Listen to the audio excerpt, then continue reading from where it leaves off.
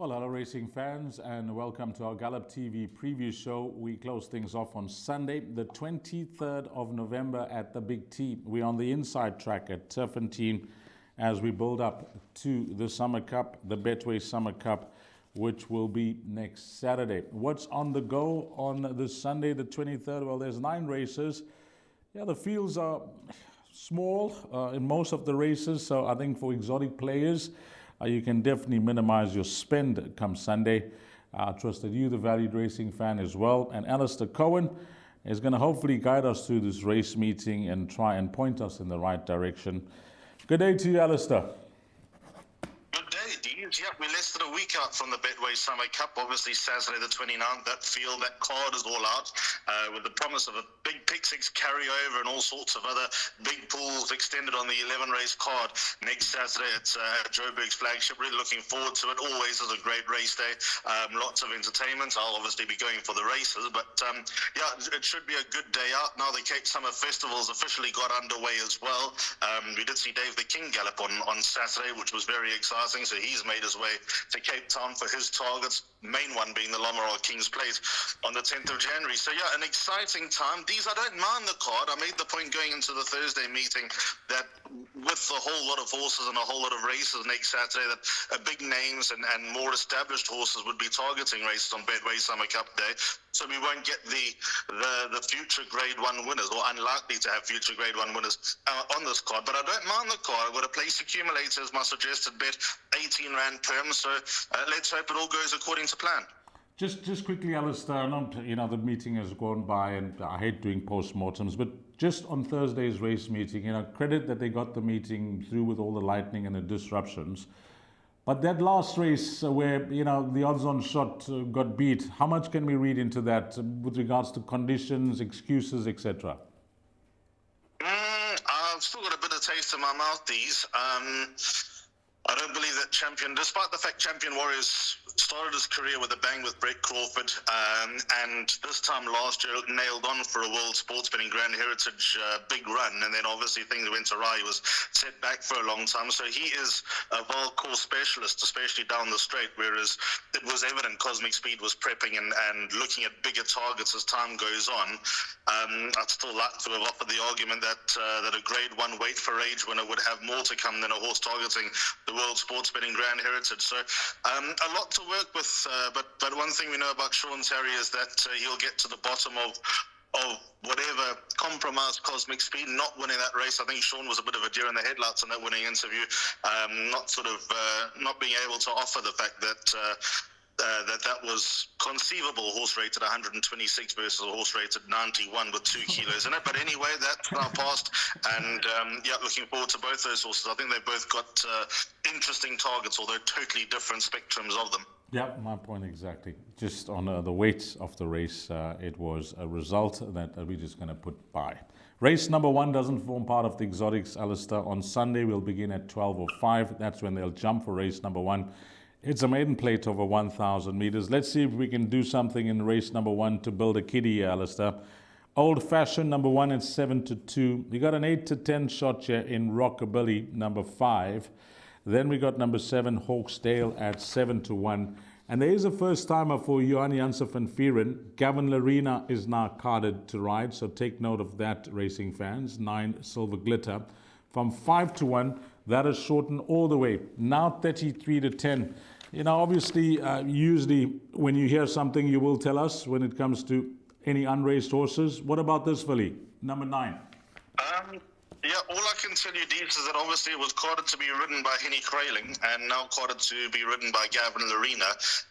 Henny's sadly not going to make it to the races on Sunday, so I don't think that the supporters from a stable perspective, from what I understand, I think that's just a matter of now getting the reigning champion jockey on board to replace the guy that does so much hard work for Johan, and I think he's got other commitments when it comes to Sunday. So I don't think the expectations are for a big fist-thumping authoritarian type of performance, but trippy. I'd assume that there probably is a little bit of ability there with number 9, Silver Glitter. Just having a look at the family, this is a half-sister to Super Silver by Flower Alley, who was trained by Jacques Stradum. 13 runs, 3 wins rated, 82, 1 races over 2,400 meters, 23 and 2,400 meters was Super Silver. I actually think he started his career with Mike Miller, if I'm not mistaken. And then the second foal by Pomodoro. There's also called Scallywag, who's been retired, a 4-time winner and won races between 1,400 and a mile. So what I'm getting at is that I think that this might be a little bit too short, over 1,000 meters on debut. So, but Watcher doing her best work late, legitimate claims of getting into the top 3. These, I think they got their work cut out to beat number 5, Rockabilly. Calvin Abib takes a ride for Fabian. Good second on debut to Queensland. Finished in front of her market rival here, number 1, Old Fashioned. I see no reason for that to suddenly turn around because they were in the same race, drawn next to each other over the same course and distance. Now Rockabilly, with the run under the belt, should mature, should take a step forward. Whereas Old Fashion's obviously an exposed 14-start maiden who's going to get the job done one of these days. But I don't see him turning it around with number 5, Rockabilly. Candace's horse, number 7, Hawksdale, been wanting to get her back on the inside track for a while. Her best run came over this course and distance. Has blinkers on for the first time. She'll run better than what she did last time, but I think they all got their work cut out to beat number 5, Rockabilly. In order of preference, I'm going to go 5, 7, 9, and 1. Okay, Alistair, hoping that the odds-on shot arrives here in race number 1. But if there's more follow-through with regards to betting, 5-1 into 33-10, as I mentioned, number 9, Silver Glitter, and one that could be worth following to take on the odds-on shot. Race number 2, start of the Barpot Maiden Plate, fillies and mares, 1,000 meters the distance. Number 2, Masters Lady, 4-1. We got number 3, Amazonian at 8-1, Alistair. 4, Winter Bell at 33-10. 2-1 shots here, numbers 6 and 8. Duchess Die and Veracino's Champ, both trading at 2-1. So the market can't split them. It's quite tight if you just have a look at it in a small field. 2-1, numbers 6 and 8. 33-10, number 4. And number 2, Masters Lady at 4-1. So, whilst it's a small field and it is leg 1 of the Barpot, what would you suggest here? How many runners to, possibly be safe or maybe even double up in the Barpot? Only 2, D's. Only 2. And I'm quite strong on one of them. That's number 8, Veracino's Champ. The backup would be number 2, Masters Lady. They ran in the same race behind Magnoleti, and I'll get to that form line in just a moment. Although Veracino's Champ finished 4 lengths in front of Masters Lady had legitimate excuses. Saddle slipped during running. She is clearly much better than that run suggests. So draw a line through that last run, and if you ignore that last run, she's got legitimate winning claims. Now, we don't really know where she fits in with number 8, Veracino's Champ, but this is what I can say. Magnoleti must be some kind of freak. I know that's a big statement. She runs on Thursday in a race that's certainly going to test her, but she was drawn towards the outside on a day where nothing was featuring towards the outside. She won by 3 lengths. She showed them a clean pair of heels. I think she's fairly one-dimensional in terms of the trip that she's looking for. I think she's an out-and-out sprinter. But listen to this.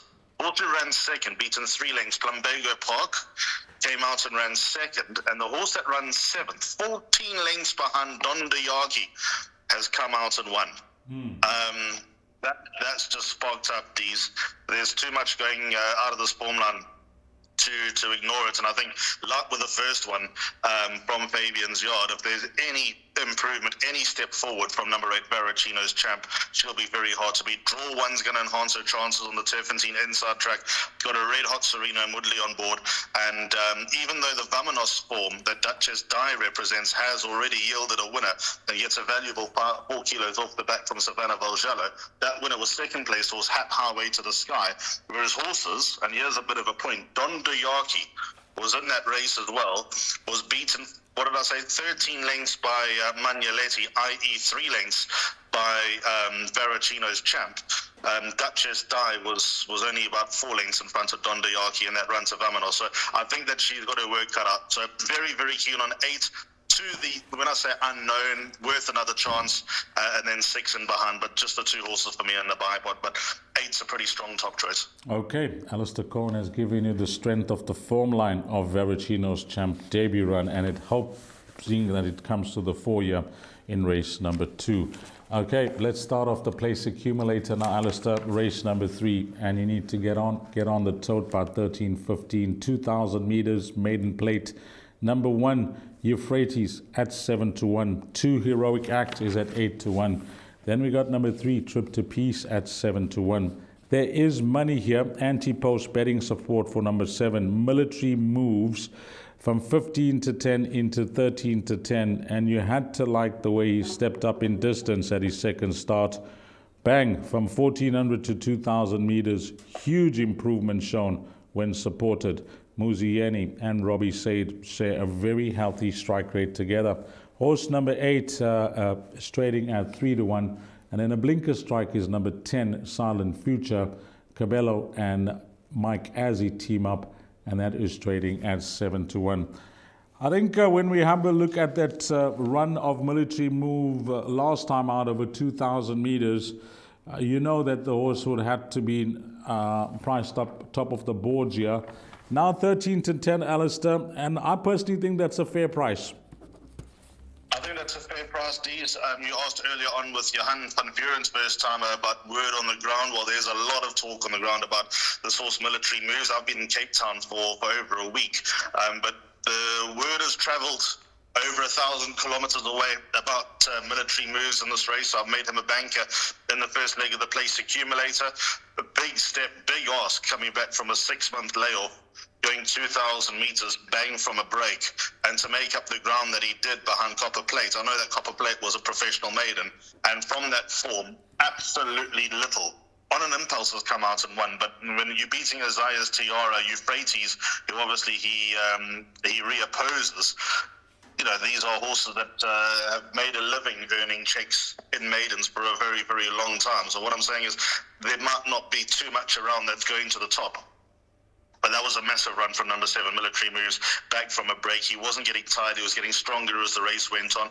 I would have preferred this on the stand-side track. I'd make him an absolute 10 out of 10 bet if it was. But the fact that we're on the inside track, I'll make him a 9.5 out of 10. As mentioned, finished in front of Isaiah's Tiara, who on paper has claims. Finished in front of Euphrates, who on paper has claims. Trip to Peace, suppose, has to be respected from an each-way perspective. But I think everything points to number 7, Military Moves. The talk is high, and the expectation is that he'll get the job done here in the first leg of the PADs. Bank everywhere, 13 to 10, fair price. I think throw him into all your all-to-comes as well. Okay, as Alistair mentioned, it's not whispers on the ground for number 7, Military Moves. It's more like barking from the rooftops. Big talk for number 7, Military Moves, and that is a bank up in leg 1 of the PA. Let's move along to the pick 6, and on this Sunday, standalone local race meeting, we will get a healthy, sizable pool. It's over 1,000 meters. It's a merit-rated 85 handicap. Number 1, Constellation, 12 to 10, Matthew and Mike de Cox runner, and you simply can't fault his form. In fact, I'd like to say, Alistair, between numbers 1, 2, 3, and 6, there's some quality in this field. Number 2, top division, Jan Janssen van Vuren's horse with Gavin Larena up, can't fault his form, winning on debut and has done little wrong since. The same with number 3, Xenophon, Sean Terry and Craig Zaki.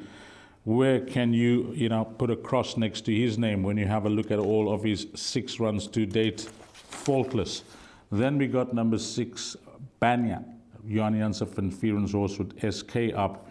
Another horse that has done little wrong post-maiden. I like the look of this race, Alistair. I don't know where these horses are going to finish up, let's call it, when we kick off our champion season here in KZN. By then, most of the feature races for the 3-year-olds would be done down, I would sort of say up in Gauteng and of course in the Western Cape. But amongst these 3-year-olds, numbers 1, 2, and 6, taking on the 4-year-old number 3, Xenophon, I think we're in for a treat here when it comes to the race. Very, very good races, Dees. I think that there are at least 3 horses that have got wins to come. They could very well be feature race level, although they're still a few steps to take to reach that. I like what I've seen with these horses. And just to refer a little bit of news to you, we caught up with Matthew de Cock when he was here at the sales at Hollywoodbets Durbanville just under a month ago, and he was talking about Constellation being one of the horses from his yard to follow. He patently needed his last run when he finished second to Espinosa, and there's nothing wrong with finishing second to Espinosa. He's a very nice sprinter, trained by Shaylan Nadu. I don't think he'll be finishing second to Espinosa again. I'll bank at number 1, Constellation. This is why. On the 6th of July, the day after the Hollywoodbets Durban July, Constellation won. He beat Hemisphere. In that race was its personal's beaten top division. So if Constellation's a good 3 lengths better than It's Personal, and It's Personal is a length and a quarter better than Top Division, I think that takes care of that argument. So I'm prepared to bank him in the place accumulator. And the first leg of the pick six, a little more rough around the edges here, because number 3 Xenophon has definitely got points from the handicapper in upper sleeve. It was easier than the margin suggested, beating Spa Story last time when subject to tons of support from 9 to 10 and to 11 to 20. Never looked like losing. Hung a little bit over the closing stages, but now around the turn, I think that's going to be key. They're going to have a rail to help him, and his lightning pace, although there's a lot of pace around him, he could get away with it, number 3 Xenophon, so he's evidently got a winning chance. And funny enough, between numbers 5 and 6, this is what I'm actually going to do in the race.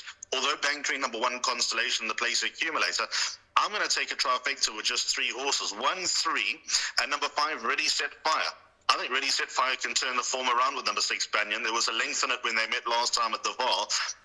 Ready, Set, Fire is 1 kilo better off. I think he's going to enjoy going around the turn, number 5 Ready, Set, Fire. So that could be a little bit of value in a race that probably doesn't lend itself to much value.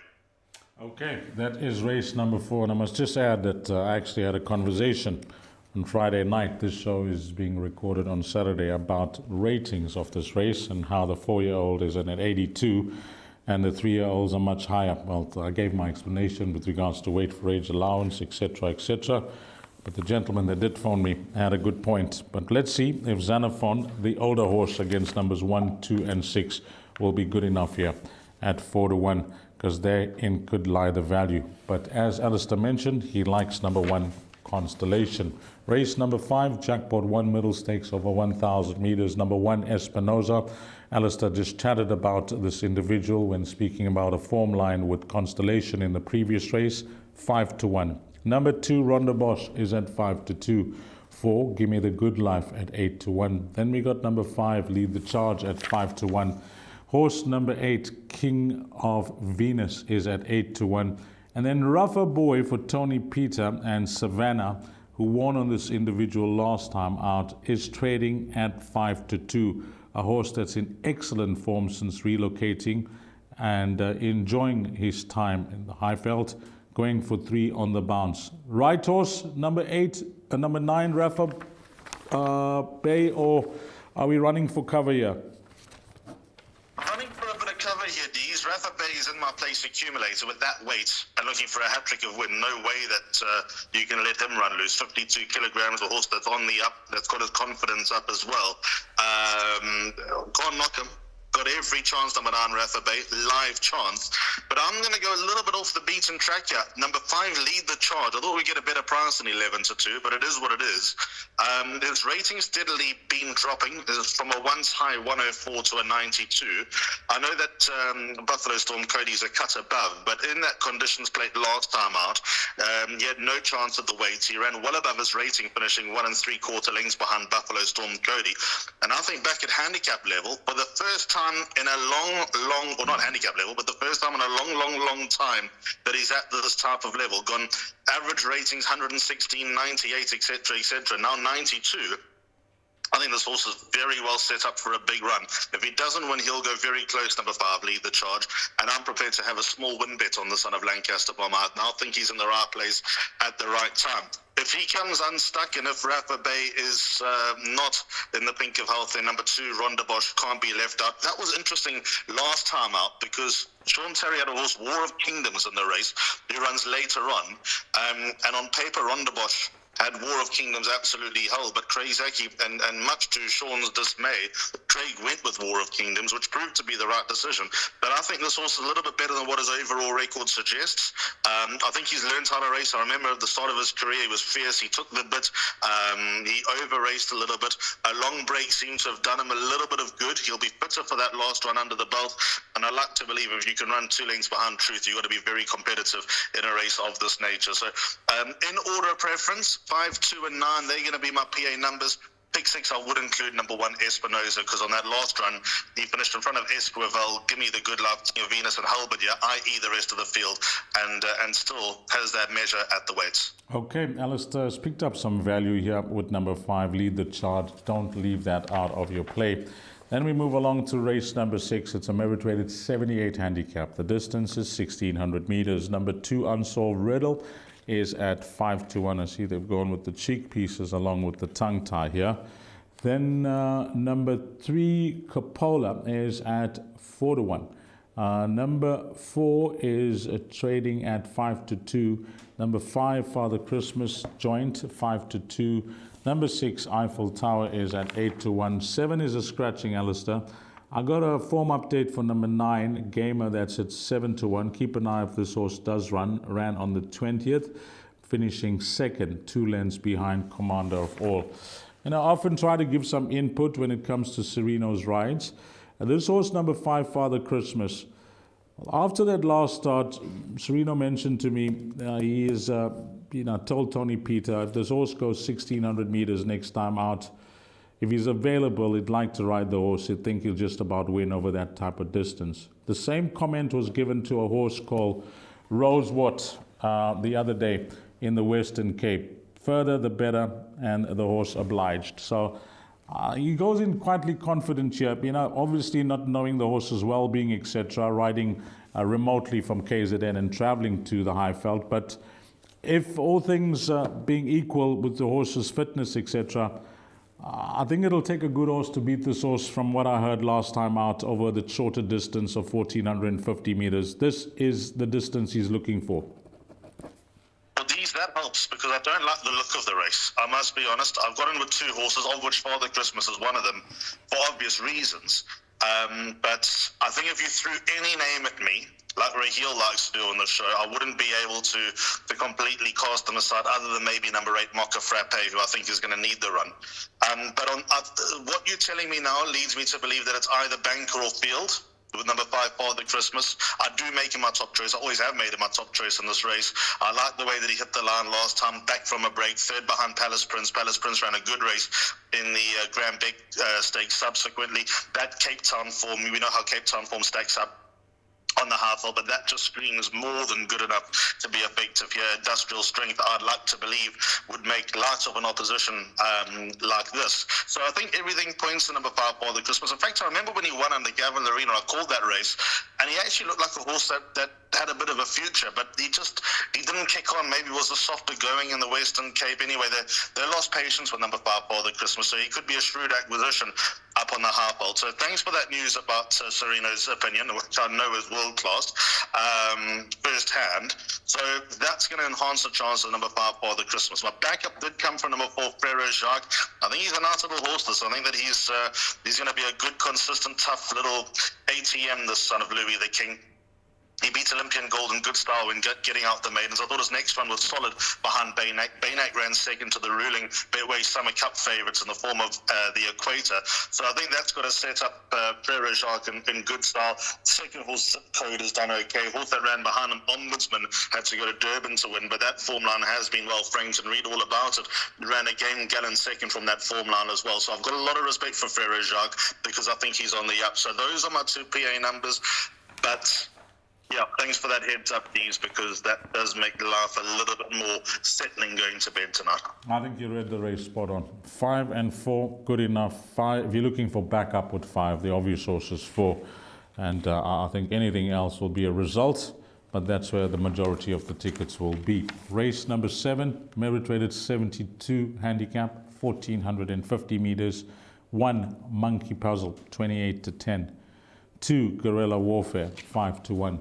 There is some money here, Alistair, for number 3, Bay Empire. From 7-1, that is shortened into 11-2.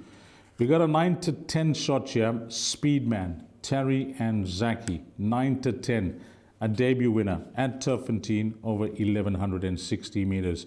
What did grab my attention with this individual, considering the going on the day, to finish off in 22.9 seconds, it does take some doing first up, and the horse seems to be loaded with natural ability.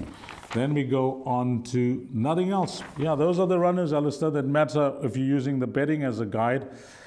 Now, often, how do we judge? How do we form an opinion on what we see first up? But number 4, Speedman, you had to like what you saw. Let me set up my stall here. I think he's a banker in the place accumulator. He won a good race on debut and a cracking time on a soft track. 68.22 over 1160 on a soft track. That's very good going. There was buckets of rain for 2 days leading into the Betway Victory Moon, and the way that he finished off the race, he's got a lot to like about him. He'll be sufficiently tested here with number 4, Speedman, but I think that there are only 3 horses that can win it. So from that point of view, if he's my top choice, and if he is going to be above average, he ought to take care of this field. He beat Seed Seeker by a quarter of a length. 3rd place was Tempranillo. I know that they hold Tempranillo in high regard. 4th place was Highwayman Harry, who I think will just about win his next start, and the others were never in the race. So that's how the form line is shaping up. 3 Bay Empire, worth a second glance. He ran in that graduation behind the equator last time with the saddle slipped. He was pulled out the race at the 1,000. Obviously not a scratch. Coming back, he's running again just 4 weeks later.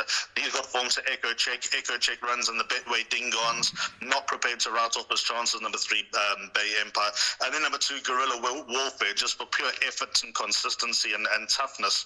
Crazy that he's a one-time winner from 29 starts, hasn't won in 525 days. I'd like to believe he's a little bit better than that.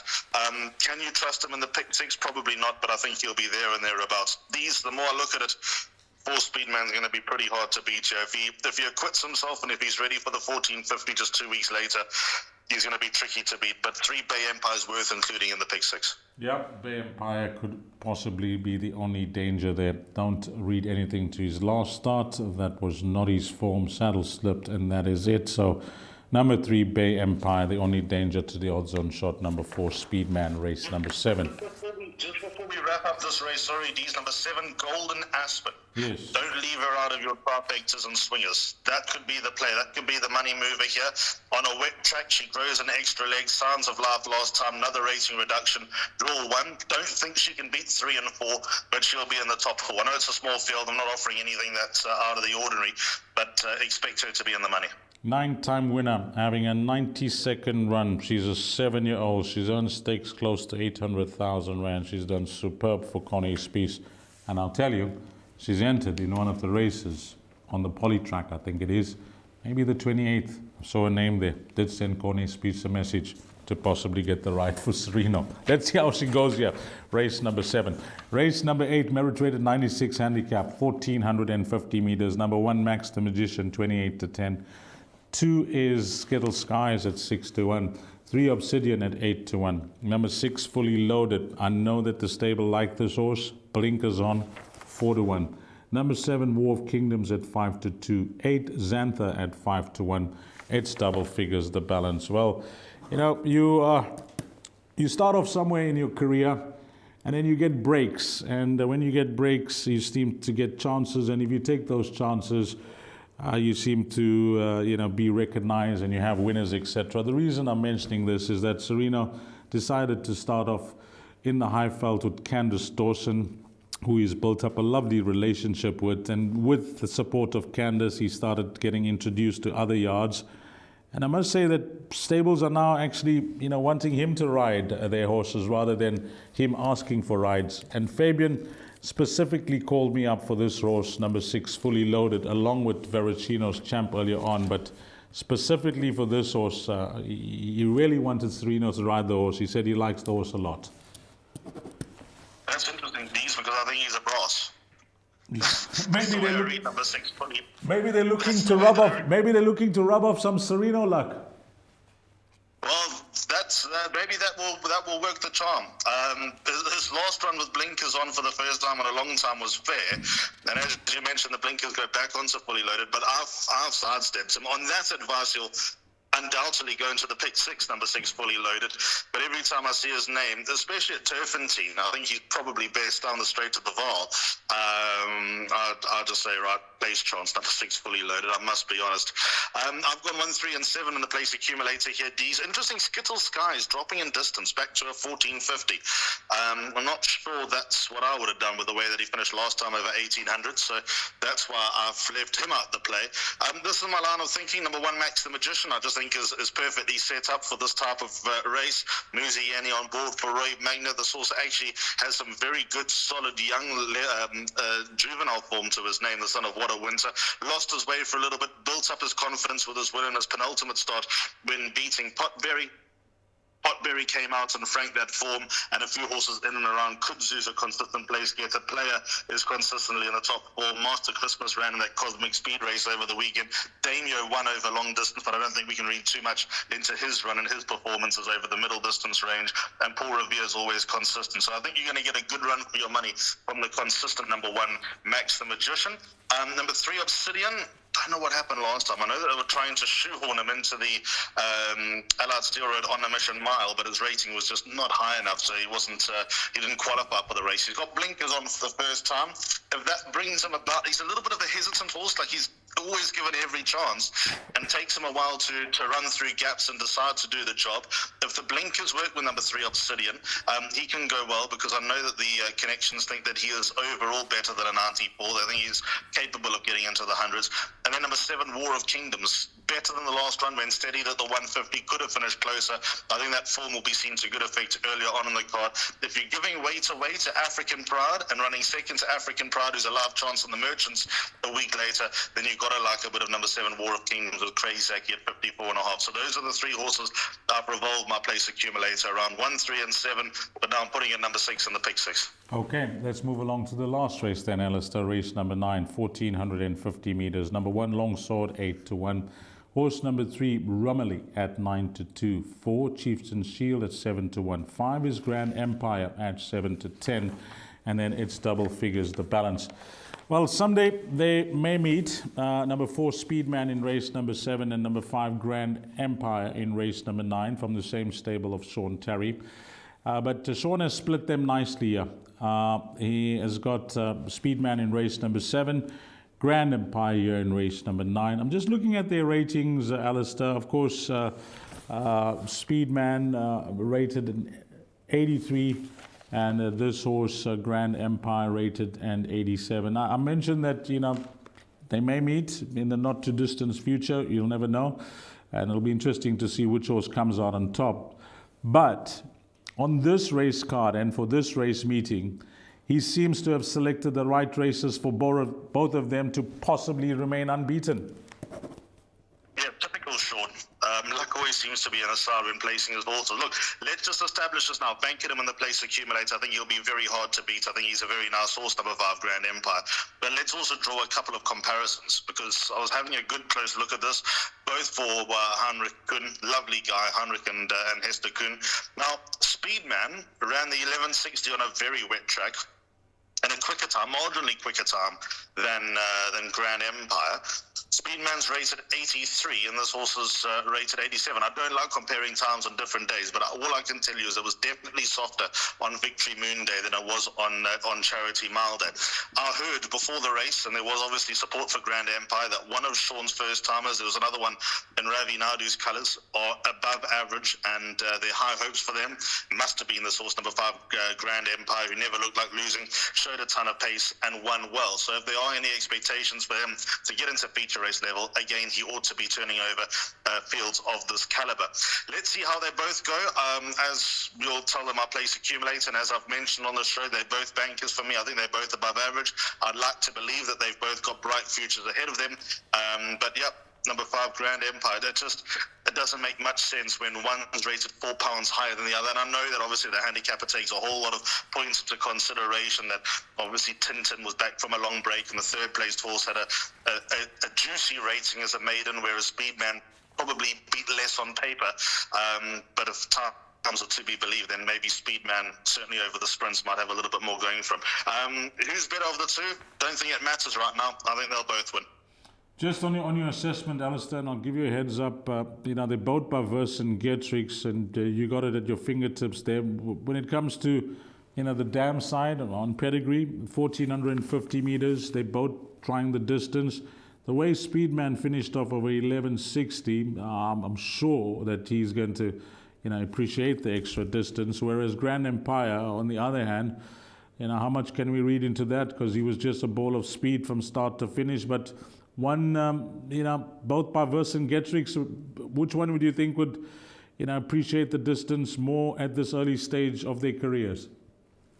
I'd probably say the one on the last, Grand Empire. Just actually, I pulled up the dams while you were talking. Yes. I remember Palace of Dream. She started her career with Romeo Francis, and she won the Pretty Polly Stakes as a 2-year-old under Ryan Munger when turning over Gin Fizz, which yielded Mike de Kock to get hold of the Sheikh Mohammed bin Khalifa, to buy this filly from Romeo Francis. And she was a basket case. She fell, she refused to jump, she did all sorts of funny things. But the point is, Palace of Dreams is by Patala Palace. Therefore, I'd anticipate that no sprinter, obviously a fair amount of speed, but certainly not as much of a sprinter as Speedy Susie, who was trained by Corne Spies and performed at a high level. She's by Trippy, and she started her career. She won the Pretty Polly Stakes as well. How's that for a coincidence? Sure. They both won the Pretty Polly Stakes, both the mares of these horses that Barry trains for Heinrich Good, 2 years apart. Speedy Susie was precocious. She exited the 2-year-old ranks rated at 95. She was a 3-time winner, but all pace, all pace. The only time she tried anything further than 1,200 meters, she was beaten 18 lengths and 14 lengths. So there we go. Thanks for that. That helps. Between these two runners that are debut winners in race 7, Speedman, and race 9, Grand Empire, both from the Sean Terry stable. A lot will be riding on both those horses on Sunday. Let's get into your suggested bet, Alistair, and it comes up on screen now. Race 3, 1:15, Banker 7 Military Moves, hard to beat. Banker 1 Constellation, couple other horses needed in the pick 6. 2, 5 and 9, Rondabot, Lead the Charge and Rafa Bay. By 4 and 5, Ferro Jacques and Father Christmas. By Banker 4, Speedman. By 1, 3 and 7, Max the Magician, Obsidian and War of Kingdoms. And then the final 8, Banker number 5, Grand Empire. 18 Rand per MDs. You know, I must admit that I was umming and eyeing about this race meeting. I will be working in studio. I was just umming and eyeing and, whether I'm going to get involved and play. I will play, but what I was going to play. And just shows what a little discussion can do to just pick up your enthusiasm for the race card, because your discussion about the respective races has done just that. And I'm going to be heavily involved this Sunday now after having a chat to you.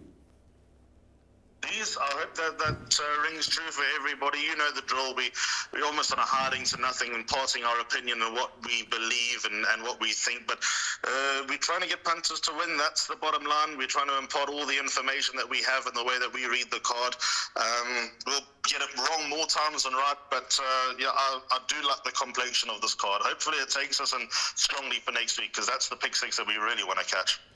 Thanks for your time, thanks for your effort, and hopefully things fall into place as we say goodbye to Alistair Cohen, and on behalf of the Gallop TV team and myself, Dees Diner, and hopefully it turns out to be a wonderful end to the week if you're racing on Sunday at the Big T, Sunday the 23rd of November. To you, the valued racing fan, have a blast, find all the winners, and again, hopefully it turns out to be a profitable day's racing.